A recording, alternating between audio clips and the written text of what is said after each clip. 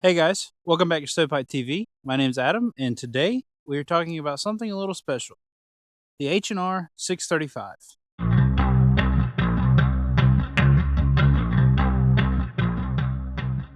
This is my build that I have secretly been working on.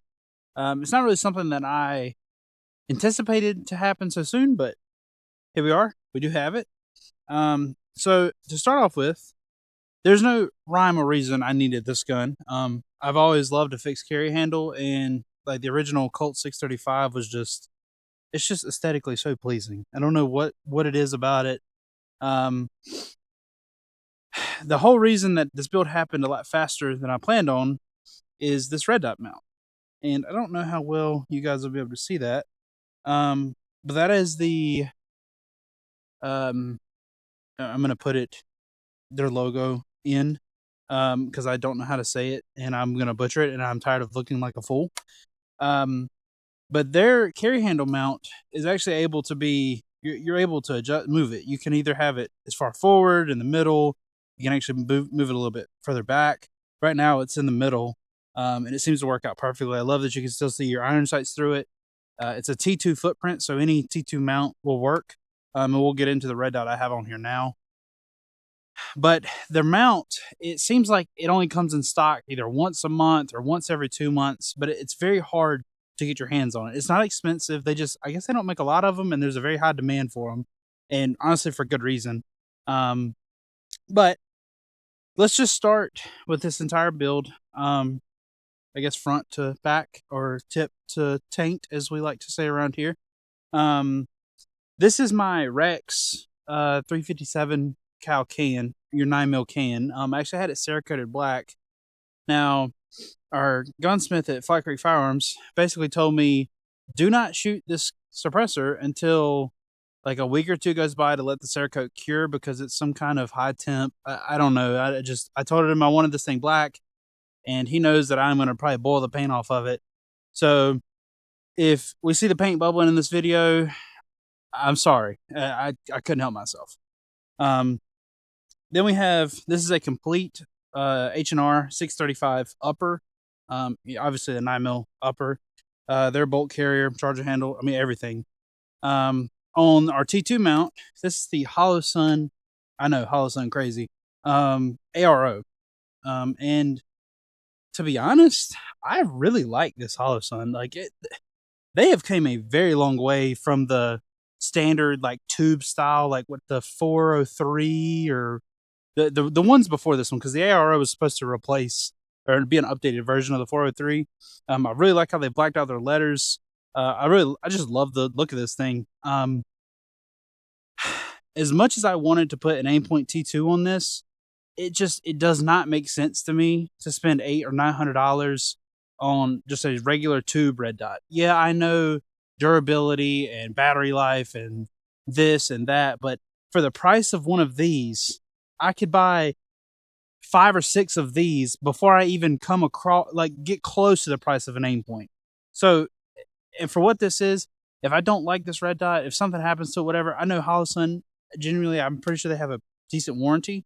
And if it comes under where they want warranty, I'll just buy another one, and I'll still be cheaper than an Aimpoint. But that's my rant on Aimpoint. Drippy, very drippy. Don't get me wrong, but just not in the budget.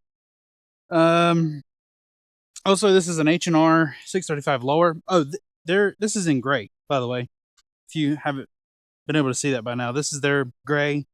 My upper and lower are, you're probably not gonna be able to tell on camera, but I can definitely tell in person. They're like 1 or 2 shades different, but I think as it wears in, it's not gonna matter.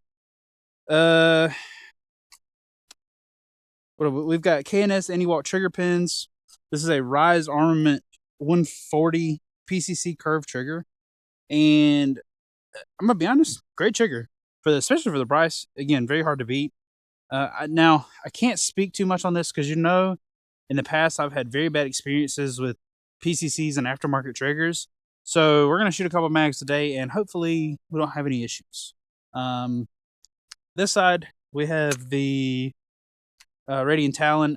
Again, not retro does not stick with the build, but Talons are going on everything I own now. I love the 45 throw, and for people that don't know, that's fire, that's safe. Very, very easy. Very easy to manipulate. The shorter throw I love. So then again, as I'm building AR9s, there's only one recoil system that you can run with an AR9, and that is the gentle recoil system from Blowback 9. So it's a Kinshot hydraulic buffer, 2 Kinshot tungsten weights, and I think this one's actually got a Tubbs flat wire buffer spring in it. But PWS ratcheting castle nut, again, that has nothing to do with the retro. It's just I've actually saw one of these and I thought it was kind of interesting, so I said let's try it out. This is a VTOR A5 buffer tube to be able to get all that weight in the buffer system, and then a B5, actually H&R Car 15 stock. This is a 2-stamp rifle. This has been SBR'd. It's obviously got a suppressor on it, but I feel like I need to clear that up because some people just assume that you can put a stock on any short-barreled rifle. This is a 10.5 9mm. So enough rambling. I say let's get to shoot. All right, so we've got some rounds loaded up, and this is its first shots, other than a few test shots to make sure everything was functioning correctly when it was built. But other than that, this will be definitely its first full mag. So let's we got some steel set up varying from 25 to 100 yards. I don't know if this thing's zeroed, but we're gonna see what happens. Okay, it fed, and it actually feels very good.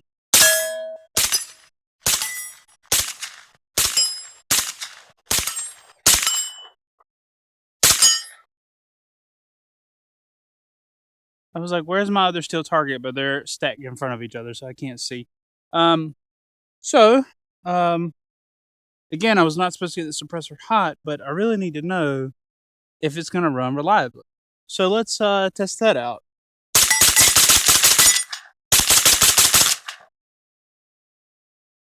Uh-oh, got a dead trigger.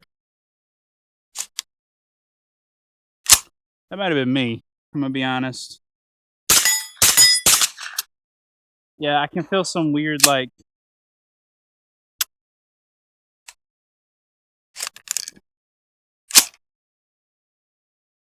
no strike. So yeah, it's definitely me. Okay. Now, first mag was false. Now, I have blue tape on this mag. And normally, I only blue tape something when I had an issue with something. And I don't remember what this issue was. So, let's just see how it goes. Also, that just closed the bolt when and it fed around. Uh-oh. Get in there. There we go.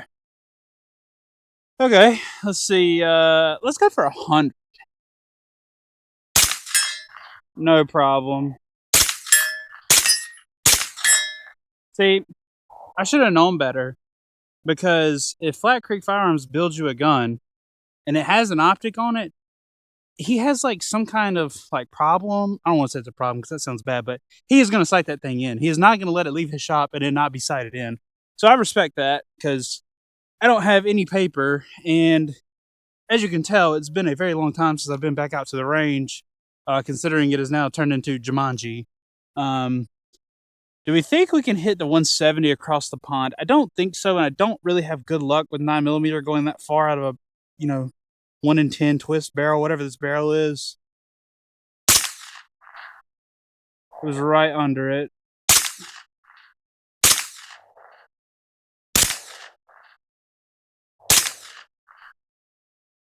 Let's see.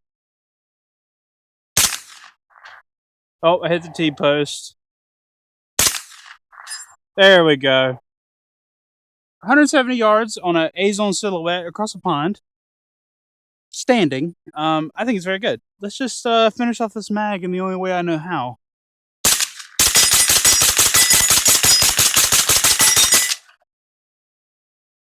Flawless. Not gonna lie, even with this general recoil system in it, this thing will still take you for a ride. Granted, you know, I am not skin and bones. I got a little mass behind me, and it still wants to take me for a ride. Not bad. Other than that little hiccup with the trigger there, but I don't think that was the gun's fault. I will own up to that. Oh, it's hot, and I smell paint burning, or like it's a funny smell. So, hopefully we don't see any bubbles, but and now it's covered in junk because we only shoot the finest Magtech steel case. Thoughts? I love this thing. This thing is fantastic. It looks great. It shoots great. The only other thing I'm missing, and it's in the mail, but I wanted to come shoot this thing this weekend and not wait another week. I've got a a handguard mount that will go into these two holes up here in the front of the handguard, and it will wrap around, and you get a scout light mount right here on the side of the front sight posts. And then it's got a little Picatinny spot for your pressure switch. But that is in the mail, and I'm waiting on that. I've got the light also coming. So once I get that, this thing will be done, I think.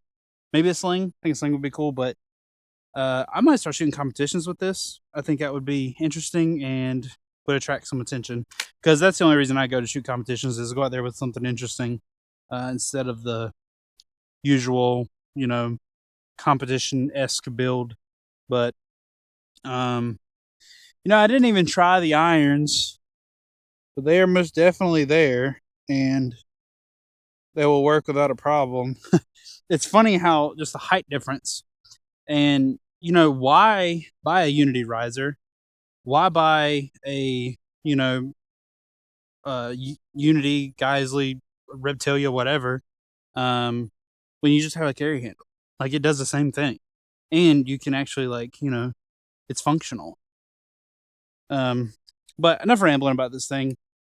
Very, very great build. H&R outdid themselves with this. I am so glad there's somebody in the industry making clones, especially that look this good, in my opinion, and function fantastically. So, 10 out of 10 for me.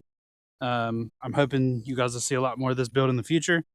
I'm hoping that we can maybe go take this thing to a competition, get a little interaction with it. But one last thing, and it's not really a problem, and I didn't think of this until after everything was built, but so again, this is an A5 buffer tube, and watch what happens when I pull the Car 15 in all the way. So it's locked in. This is as tight as it'll go in. The buffer tube sticks out the backside. So that would not be fun to shoot, but nobody shoots. I don't. I have orangutan arms, so we pull it out to about 4 or 5, which, if you didn't know, the Vitor upper or buffer tube is numbered. Hopefully you can see that. I don't know. Which is very cool. Anyway, I'm going to say that's it for this video. I hope you guys have enjoyed. Please comment, like, subscribe. You guys, I don't know what is going on, but you guys have just been absolutely killing it here lately. The views, the subscribers, I appreciate every bit of that. And Luke does too. He's just not here today. He's with his girlfriend. So we got to cut him a little slack. So, you know, at least he's not like me. But anyway, I think that's it for the video. Hope you guys have enjoyed. Bye-bye.